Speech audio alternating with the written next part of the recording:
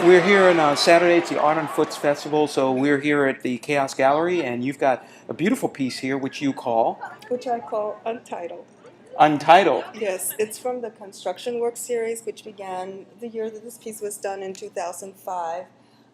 The idea of construction work was to do a series of pieces that were collage without really being collage using glue. I wanted to use the acrylic paint and mediums to fuse paper and also to use wire to weave. The idea of combining something that was light like paper and hard edged like the metal. So it was kind of a metaphor for our society. Okay, Okay? I think I understand. Okay, we moved from there to construction work and then to reconstruction. Reconstruction happened because my sister gave me a series, like a huge amount of packing paper that she had left over when she relocated from Austin, Texas. Now, when I saw the paper, it was very light, and what I wanted to do was to continue the series in a certain kind of way using that paper to create objects from paper that would not need to be framed. So this is actually the first piece that I created using that paper, and it's a process where I tear it into strips, dip it into the acrylic, and then let it dry on a flat surface, molding it as I went along so that you have indentations in the paper. Okay, and at the time I was monochromatic. I didn't really feel like venturing more into various colors, because usually my work was very colorful, and I wanted to limit myself in terms of what I was able to use. But I can see different colors in here. There's a greenish tone in here as well, and it's rich in its own way. Exactly. Exactly, the underpainting. Okay, using the different colors underneath, but the surface color being a single tone. I love it. I love it. It's very nice. Very nice. So there's another piece over here that has kind of earth tones as well, but Yes, greens this is and called browns. Forest for the Trees, and the idea of this piece is the same, but I wove sections together so that you would have a subtle joining in the center, but columns. The idea, of course, being that tree trunks. Ah, I got it. I like it. Very nice. And different shape, much more vertical. Exactly. Okay. Exactly. This shows when I was able to actually, I branched beyond the regular size of the sheets, which were somewhere between 24 to 27 inches wide. They were almost square. But I decided to collage the sheets together first so that I could have a larger surface to work on so that I could make more important pieces. I love it. It's really nice. Okay, so let's move on and see what you have here. Now, this piece is actually one of the final pieces that I created for the show here. And once again, I'm going back into line. The idea, of course, is doing panels that relate to each other in a way that will allow you to see something different in the piece each time you look at it. Because we could actually switch these over, and you would have a different piece. Oh yeah, you can rearrange it. Yes, you can rearrange it. You can put them against the wall completely, and you would have a different feel for the pieces if they were not hanging on the zippers. Okay. But you see how the lines relate going across. That Yes, was I do. the idea, is that there would be relationships between the pieces. So, and the same is true with this piece, which is called Yellow Drum Song, Yellow Drum Band. Ah. Okay, my idea for these pieces when I started working on them is that they look like drums to me. Yeah, I could see that. Yeah, and once again, I'm using wire, green in this case. I discovered when I went to buy the regular black wire, they didn't have that, but they had green and yellow.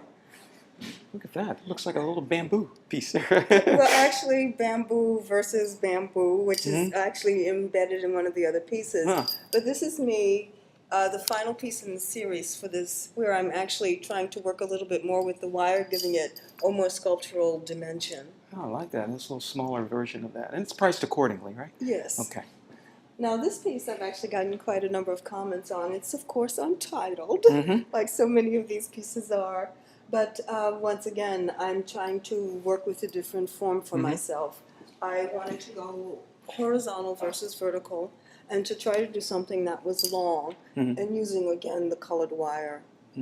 This seems like it would be matched with all of these pieces. I mean, you would want to have several of these in your home or office or whatever, so that you can continue that theme, the texture, etc. Exactly, right? and texture is important in my work. I think that It's one of the things that I work with as an element, and also the cutting, because it gives you a different kind of texture and it helps to create the pattern, which is one of the reasons for weaving and using the wire.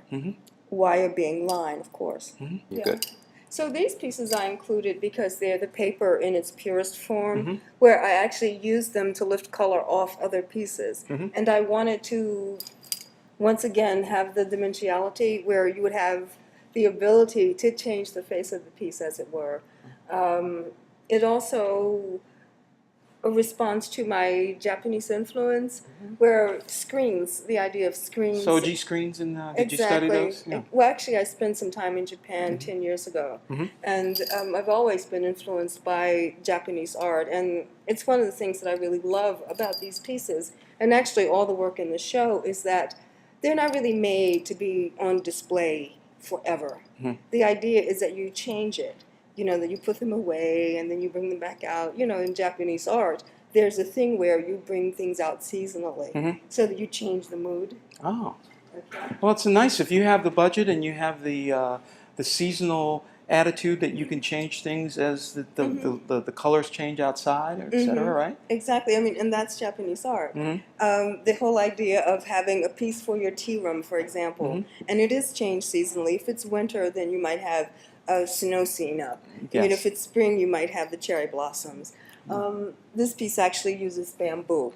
It was something that I wanted to experiment with in terms of what could be used to weave. And you see it also has the inundation, which is me trying to go into a more three-dimensional effect with the pieces. And it could be architecture. I mean, I think architecture when I see this.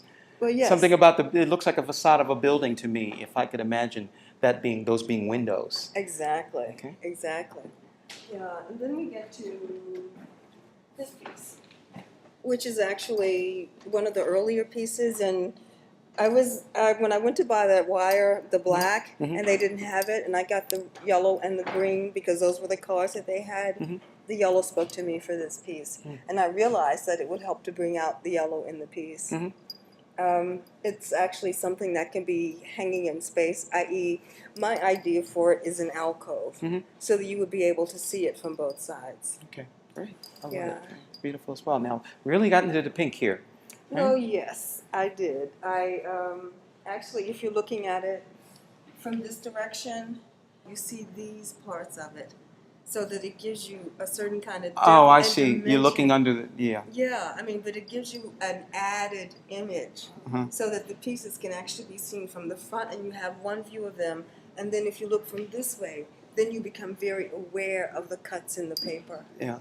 And these are obviously thought out as to where you want to put these in intervals, right? Exactly. I mean, just in the working process, it was about the texture, it was about the rings.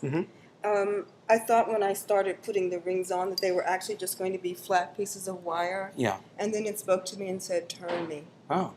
Well, they look like handles in a way. Exactly. Okay. Exactly. Was that the idea? Kind of, sort of. That they would be portals, something that you will pull open. I see. Yeah, and pink for my sister who hates it, which is why the piece is called Pink Ad Nauseum. Oh, so this is kind of a social statement to your sister about the importance of pink, right? You Yes, because I love pink. Uh-huh. You know, it's such a feminine color. And it's also a very difficult color to paint. And so I wanted to do something that was basically pink, that had that was not just girly, that had some depth to it, and that was moving it away from the realm that we usually consider pink. I see. I see. Well, these are beautiful together, and again, these pieces are available. We're here at CAOS on F Street, and we would like for you to come down and take a look at your work, Ms. Crider. You've been in D.C. Throughout your career, at least, my right? life, Yeah. yes. And you have a studio in Southeast D.C. Yes, I do. At the moment, I'm actually working on a mural for the new St. Elizabeth's Hospital, which is going to be finished and installed sometime between the end of the month and February when the new building opens. I'm very excited about that. It's been a very interesting year for me.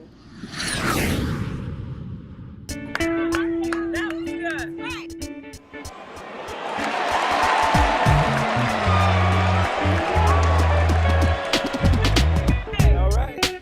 That's what I call a promotion.